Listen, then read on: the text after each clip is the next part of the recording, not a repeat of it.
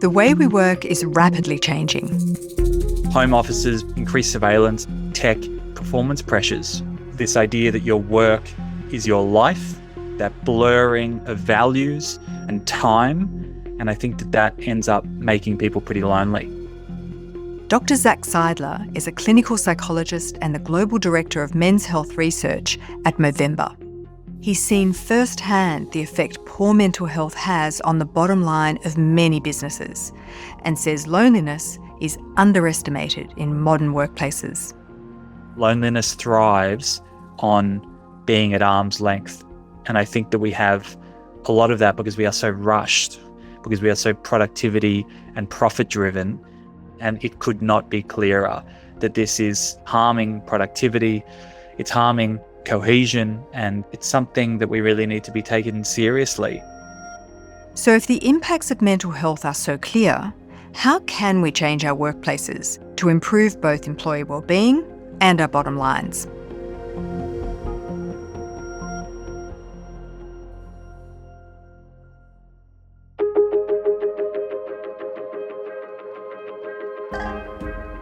This is The Business Of, a podcast from the University of New South Wales Business School. I'm Dr. Juliette Burke, an adjunct professor in the School of Management and Governance. Just a quick note before we get further into this episode. This interview includes brief discussions of sensitive topics, including suicide and stillbirth. Please take care while listening and know that it's okay to skip ahead if this episode is not right for you. So Zach, what are we seeing when it comes to the data on mental health in Australia right now? Things are not looking good. And I think that is a pretty well-worn narrative by now when we're starting to consider the impact of mental health, especially within the workplace. We know its role in education and schooling, but more and more so, thanks to places like the Productivity Commission and others, we are aware of the fact that the vast majority of people are going to be experiencing mental health concerns in their day-to-day lives throughout their working life. And I think that it used to be that the stigma was around these outliers who were going to be experiencing depression or anxiety. But it's really important that I stress that it is the norm now, that it is a part of our ongoing humanity to experience these ups and downs, to be experiencing clinical levels of anxiety and depression. You know, we're at 1 in 3, 1 in 4 within Australian culture in any given time frame. But I think because our measurement is getting so much better, our sensitivity to understanding the true impact of mental health difficulties in the workplace, I think it's very clearly unavoidable now to realize the true gravity of this situation, of how deeply embedded it is in our cultures, and the fact that we have done a very poor job at creating processes and workplaces and mentorship and policies that actually respond to this structural and systemic issue effectively. We have had Band-Aid solutions galore, and we're now bearing the brunt of that. I think about other points in our history as humanity. They must have been very stressful as well. I think about food insecurity and a lack of resources and power and medicine and sometimes war. I mean, surely that is an endemic position. Why are you saying that now is harder than then? Yeah, it's a great question, Juliette. And it's something that, you know, we grapple with in the mental health field all the time. I think that we are in a bit of a backlash era whereby the amount of awareness that has come from understanding what mental health issues are, how they exist, where they come from. We have serious heightened awareness in our society now. We have media and film, and everybody is jumping on this bandwagon of talking about mental health. And we are still at the same level as we were, I think, many generations ago in our response. I don't think we have met that need. And so the systems and structures that underpin our workplaces, our schools, our universities are not adapting fast enough to respond to the fact that we are also in a fundamentally more stressful time than ever before. I believe that to be true. I think the way in which technology has sped up our day-to-day, the fact that we have access to information at our fingertips, They are all making our lives a bit more stressful than they ought to be, and our solutions are not catching up fast enough. And so when you look at the fact that it's costing $39 billion, that's kind of the amount of money that our mental health crisis is costing workplaces. I don't know why we need to put this in economic terms for people to understand. But historically, in all of my keynotes, if I'm going into a bank or a law firm, you've got to clarify what it's going to do to their bottom line. And it could not be clearer that this is harming productivity, it's harming cohesion, and it's something that we really need to be taken seriously. What is it about the way that we work that is fueling this mental health, would you say, epidemic? I would say that the things that are really rife within our workplaces and have evolved since like the dot-com boom, really, the always-on culture. We have a constant connectivity. It blurs the boundaries between work life and home life. The workplace flexibility paradox, which is this idea that there are kind of unclear expectations about when you're on and off. Home offices, I'm in one right now. It's a luxury, and it's also really difficult because I sit here online on my own for 8 hours of the day, and thankfully I feel like I get a bit of connection, but I do feel really disconnected from society in many ways. And then you've also got performance pressures, whereby there's increased surveillance and productivity. You can get metrics for things that you never could previously, and so there is a real hustle culture that makes it really difficult to turn off.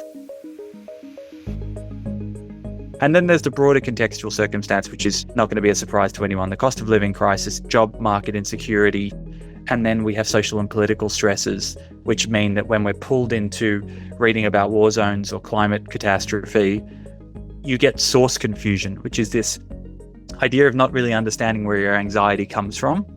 And so when you are at work and you're reading the news between Zoom meetings, and you read some pretty shitty news, and then you end up in a meeting, all of that bleeds into each other, and the anxiety becomes this homogenous blob which just consumes you in many ways, and you don't know how to intervene because you don't know what was causing it. And so I think that that's happening a lot with our online lives. So you've spoken a little bit about this hybrid being part of it and creating a sense of isolation.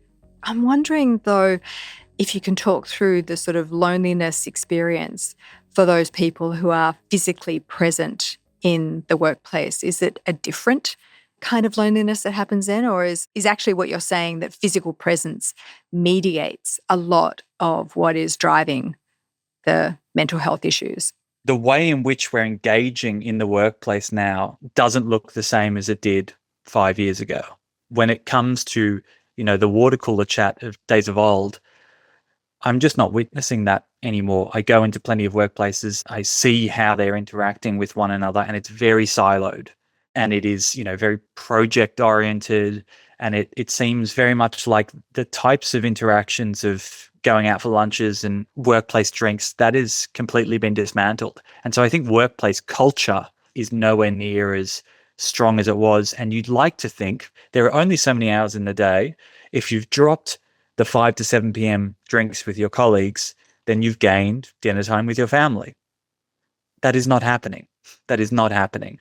And so that's my concern, which is that time, which was pro-social, it was connective, if you are not replacing that with things that are fundamentally good for you, we're kind of going to be struggling as a society. And that's where we end up with this idea that your work is your life for many people. And we end up with that blurring of values and time.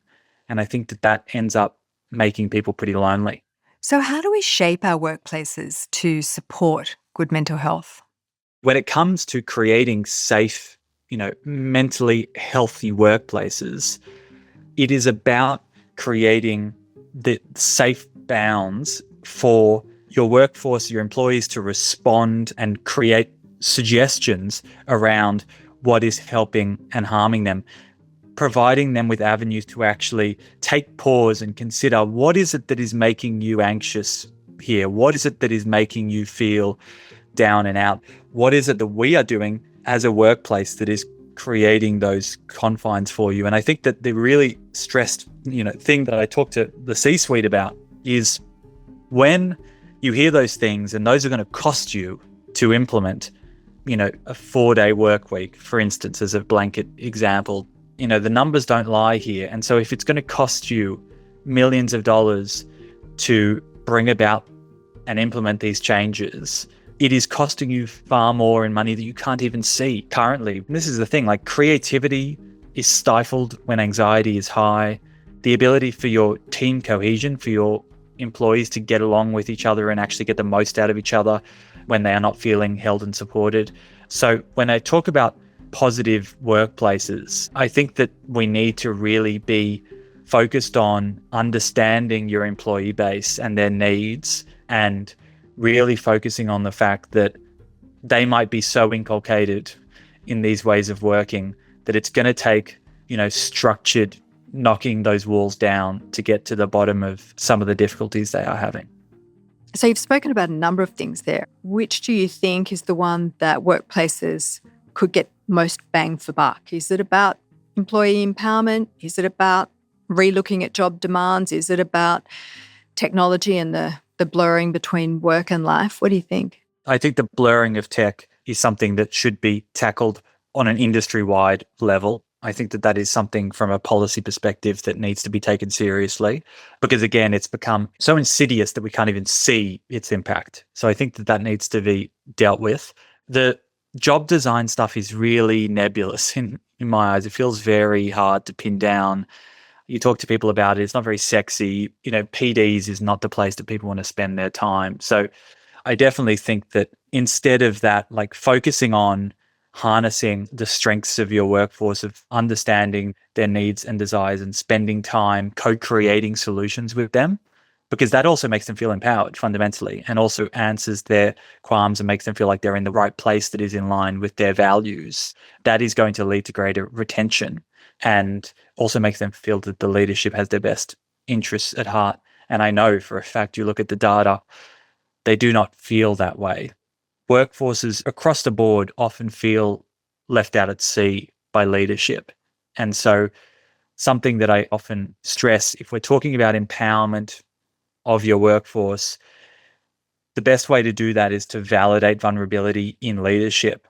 I was at an event with one of the banks, and a very high up C-suite individual, I was doing my talk and he asked a question and then shared with all of his juniors the fact that today was the 5th anniversary of the fact that he had had a stillbirth with his wife.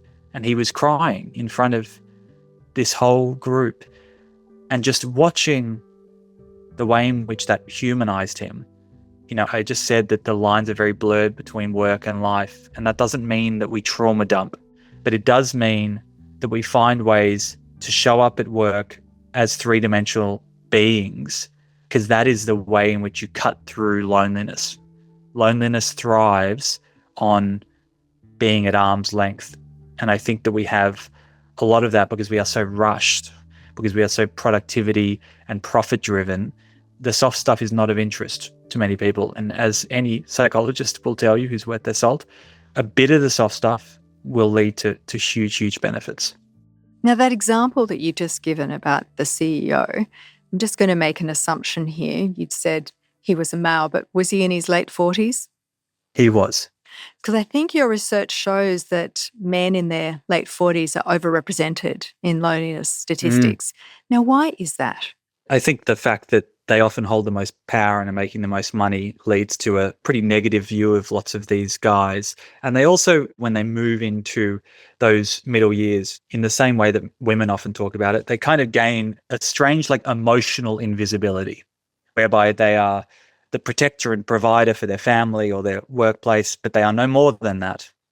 And so what you see is that as men age, especially as they move into the fathering age bracket, their priorities start to shift and they move very quickly away from social connection, whether it's football or gaming, whatever it is that is tying them to their friends. Those structures become far less important and work really dominates. So it is a really pressure-filled environment. even though we are moving towards, hopefully, consistently gender equality, this notion of men as the breadwinner is still rife within our culture, and many men feel it. And so we have lots of guys who are aging and they are slowly dropping close friends because men are putting their attention elsewhere, not realizing that those friendships are so essential for their well-being. They always say that they're life-saving and life-giving in many ways. And they don't necessarily realize that, to the point where you have, 1 in 5, 1 in 4 men, depending on the sample, who say that they have no one close to them that they can call on. They have no close friends. And it's really, really sad because it's very bad for fathering. It's very bad for your work life. It's very bad for your marriage. It's just not a healthy situation. And that's why when we talk about male suicide, the suicide rate is highest in those men in their middle years. So we need to be doing better in our workplace to go, actually, if you want to be the protector and provider, you're going to have to go and call your mates. You're going to have to hang out with them. I wonder if part of the solution then is workplaces encouraging friendship, providing opportunities for men in particular to connect at that peer level. What do you think about workplaces doing that? I love that. I was talking with a mental health minister from one of the states, and I was saying, it seems that one of the best interventions that we could possibly put our money towards is buy a friend. Like, that's kind of what I end up being as a psychologist for many people. It's a sounding board. It's someone for an hour who's going to hear you out, who's going to listen to you, who's going to motivate you. And so many guys, they literally don't have that. It's a great thought, Juliet, that for like 1 hour on a Thursday, you get randomly assigned another guy and you go and have coffee with him, and you must talk to him about non-work related stuff. You must connect on a human to human level. I think that would make people feel seen and heard and understood, and actually stretch that muscle. And the really important thing here, Juliet, is that shame, male shame, is the number one factor that stigmatizes and undermines male-to-male connection. Female loneliness is a serious issue. There is no doubt that women deal with this as well, but they just have socialized processes that safeguard them in many instances that many men don't have. And I hate the rhetoric that exists out there that's like, oh, my dad, he's long gone. He can't possibly do that. He's not going to pick up the phone. And I'm like, well, if you make golf a part of it, suddenly they're all doing it. So you just need to create the right structures. And I think if a workplace does that, you'll see that the floodgates open. I wonder if that's the way it would happen in a workplace, though. I mean, what I'm thinking about here is exactly what you said with golf. There needs to be some sort of parallel activity going on. I don't know, would it work if you just said to a guy in the workplace, you have an hour off each week, find a buddy, or we'll give you a buddy and go download? Would they do it? Or do they need something else? But this is exactly it. Like, as I said, co-design and create that thing. So for instance, the idea that, okay, the workplace is going to book out 3 squash courts down the road. We're in the CBD. You're going to book those out, and 6 guys you've never played before. We don't care. They're booked out. We're randomly matching you, and you're going to go and have a chat and have a game. And I think that that's what's really important, is that forcing eye-to-eye, face-to-face conversation for many men is extremely stressful. We often talk at Movember about shoulder to shoulder and how central that is in creating comfort. Being busy with your hands, for instance, I've got a pool table in my therapy space. It's essential for like just an easing in. Workplaces can go that extra mile. If they can build out all of these other structures, HR can definitely sit down and come up with some novel and innovative ideas about how to create those bonds, because they will see long-term benefit there. Are there some industries that are feeling it more than others? You were talking about tech before, and you were saying tech is actually part of the problem here. And I'm thinking, okay, those tech industries, they seem to have places for people to socialize. They seem to have pool tables. So are they actually doing it better because they know how bad it is? What do you think? I think that lots of people, maybe we'll call it the pool table or ping pong table phenomenon, have dropped this thing into the common room and thought that they've washed their hands clean of any need to create any different processes. And you often see that 10% of the workforce is playing ping pong all the time, because they're the ones who aren't under the pump. They're not the ones who are smashed. And it actually pisses off everyone else who's listening to these guys play while they're working all the time. So again, it's actually really important to work out who are those most in need of response. How are you going to structure it? It's often, obviously, the junior staff who are doing the most, who are struggling the most, and understanding what types of, non just like, oh, we're going to help our recruiters by putting this stuff on our website, but understanding how it embeds into workplace culture and productivity. Because culture, this is the thing, culture is put over here. We put culture in this beautiful box and it's never linked to output. And I think it's really essential that you create an entire organizational structure whereby that culture, those, workplace values are actually embedded in your real work, not just, oh, we're now having a lunch and learn,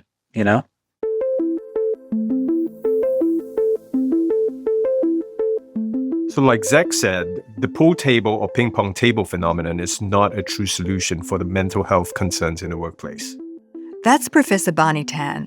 He says these initiatives are often symbolic and fail to make systemic change. Now, I've visited the largest tech firms in China, and I've seen this firsthand.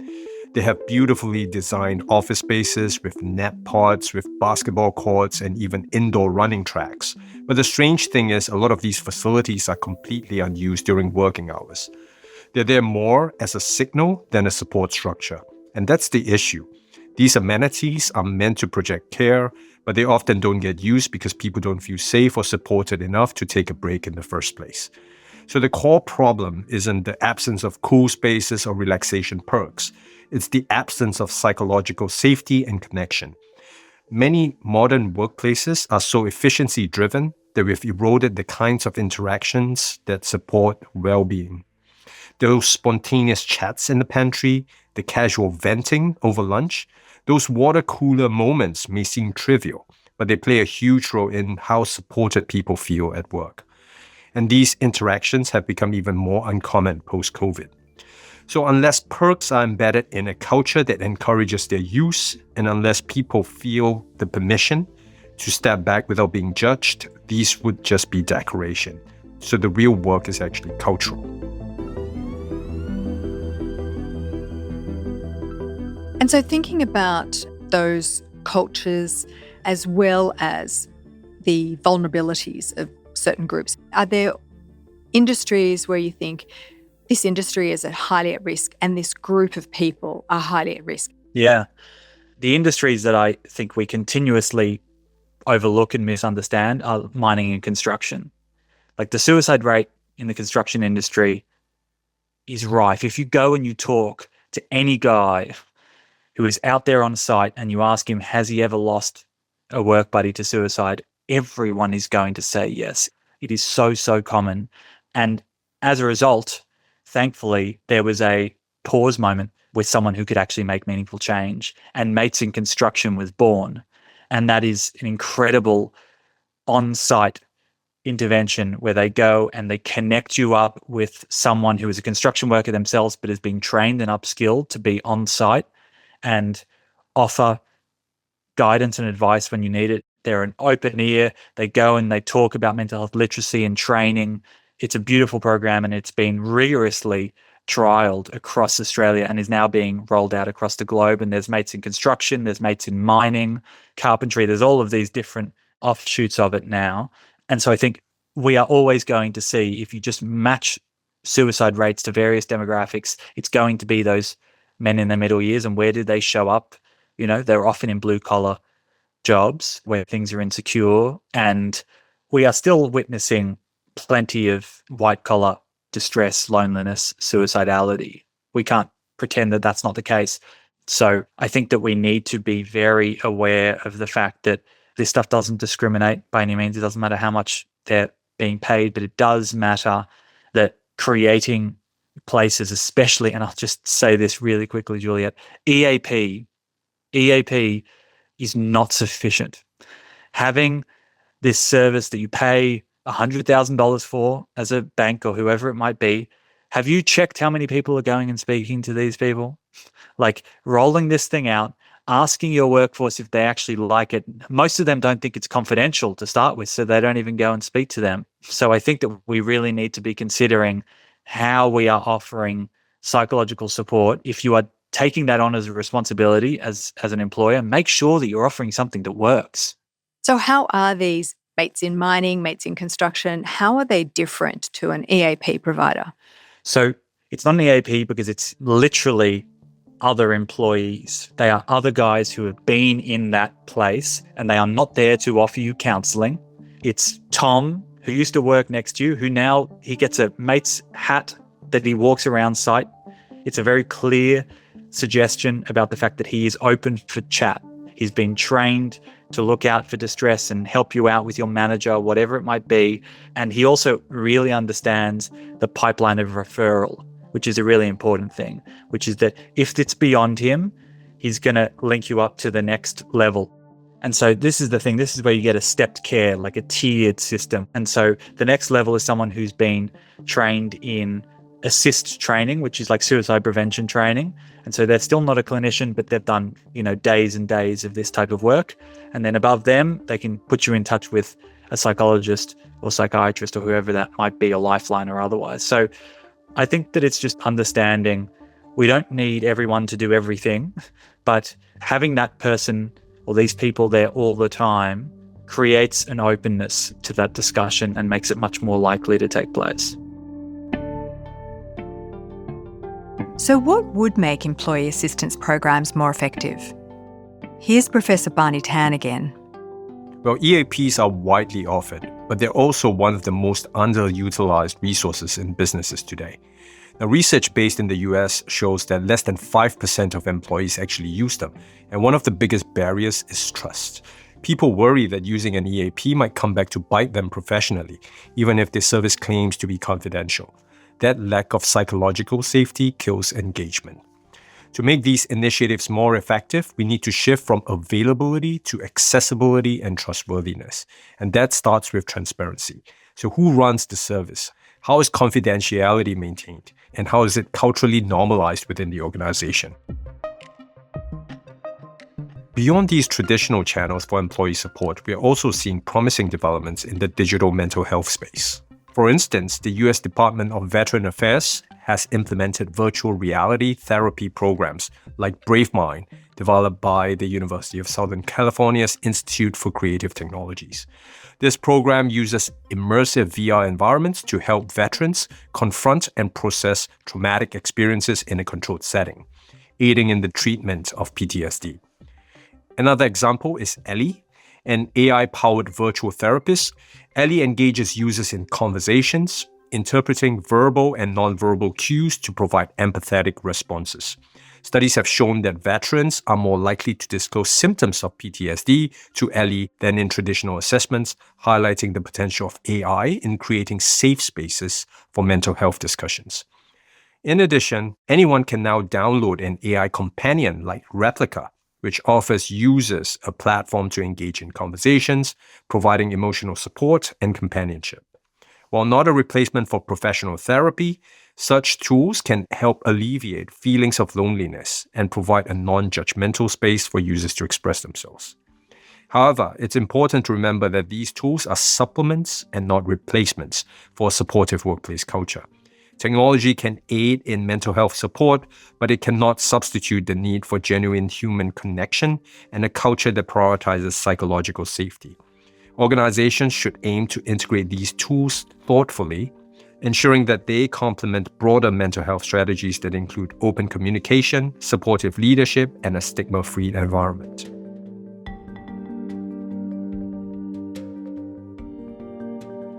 I want to ask you a controversial question, and that is, to some degree, what you've been talking about have been social pressures on people. It might be around cost of living, housing crisis. And now what we're saying is that the workplace has a responsibility to do something about that. Why does this become a responsibility? Or is the actual argument, it's not an employer's responsibility, but gosh, it makes great sense if you put an intervention in place to help someone? I think that both things are true here, that it definitely makes great sense to do this. It's also realizing, yes, lots of this stuff is not necessarily your responsibility as an employer, and it's not something you can fix either. Like, if we're really going to get down to it, the vast majority of mental health difficulties are down to like adverse childhood events. That is no workplace's problem, but it is workplace's opportunity for a solution. So like financial pressures and the job insecurity and the melding of work and day-to-day life, like lots of these levers are actually within the employer's grasp and are things that they can really pull and make meaningful difference in ways that an individual, and this is what's really important, the individual only has so much power, Juliet. This idea that like if you just get it together, get your shit together, work harder, be nice to yourself, self-love, what the hell does any of that mean when you are struggling to make ends meet or you are working to a deadline or whatever it might be? You need your CEO from the top down to create something that is actually going to help you, because helping yourself is a bit of a pipe dream sometimes when all of those stressors are completely out of your control. So allowing them the freedom to be able to feel that breath of relieving that pressure will actually allow them to then do that individual work after the fact. But they can't do that when there's not enough oxygen. Where do you see this all going to? Because we started off this conversation, you say there's greater awareness around mental health now, but there's also a lot more pressure in it. Our systems are not designed for it. Do you see a continuation of that and an exacerbation of that thread? Or do you think we're coming to a point where we're going to do some significant interventions to reverse it? There is going to be, and there already kind of is in some workplaces, a bit of a revolt, honestly, around the fact that we cannot keep this going. We cannot keep up. And I hope that it doesn't take any more tragic deaths to get us there. I hope that it comes from an understanding that this is in your best interests. This is how you're going to run a successful company. And it's lovely to see plenty of leaders now stepping up and going, actually, I'm not just going to say or wear a pin or have a cupcake. I'm actually going to do the work with my team to embed processes that make sure that people want to come to work and can look after themselves. So I'm extremely optimistic. I will continue to be shouting from the rooftop, and hopefully your listeners gain something from today. Thanks to Dr. Zach Seidler for joining us on this episode. Learn more about designing effective workplaces in our conversation with psychosocial safety expert Carlo Caponecchia. That's one of the major fears that organisations have, that this means that suddenly I'm responsible for people's mental health. That's not the case. This is not about managing mental ill health. It's about managing the things in your business that could create those outcomes in future. You'll find that linked in our episode description. The Business Of is brought to you by the University of New South Wales Business School, produced with Dead Set Studios.